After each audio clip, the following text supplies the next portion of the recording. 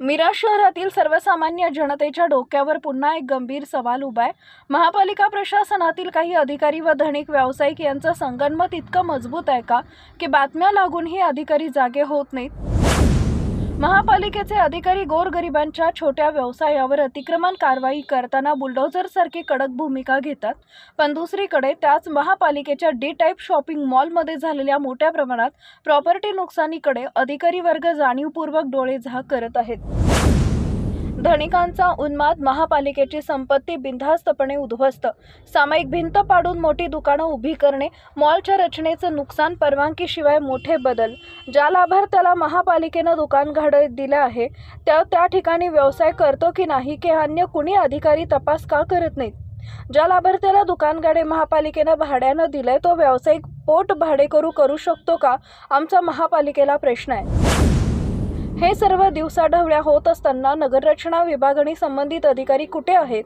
कोण परवानगी देत आहे किंवा परवानगीशिवायच हा व्यावसायिक मोठा डॅमेज करतोय, तर मग त्यामागे कोणाचं पाठबळ आहे? बातम्या लागूनही अधिकारी शांत। अनेक दिवसांपासून हा विषय आमच्या युवाग्राम 24 मार्फत उठवण्यात येतोय, तरीही ना उपायुक्त प्रतिसाद देतात ना संबंधित विभाग हलतो। त्यामुळे एकच प्रश्न तीव्रतेनं समोर येतो, महापालिकेतील उच्च अधिकाऱ्यांच्या संगनमतांशिवाय एवढे मोठे प्रकार होऊ शकतात का? आम्ही वारंवार सांगतो आयुक्त साहेब निष्कलंक आहेत, कर्तव्यदक्ष आहेत, मग हा प्रश्न उभा राहतो, ही बाब तुमच्यापर्यंत पोहोचत नाही का?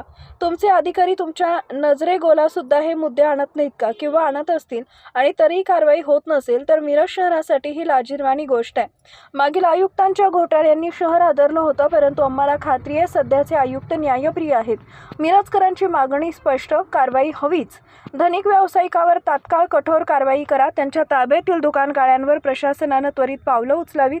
अतिक्रमण विरोधी कारवाईत गरीब धनिक असा सवाल भेदभाव नको, सर्वांना समान कायदा लागू करा। जोपर्यंत या प्रकरणात न्याय मिळत नाही तोपर्यंत आम्ही गप्प बसणार नाही।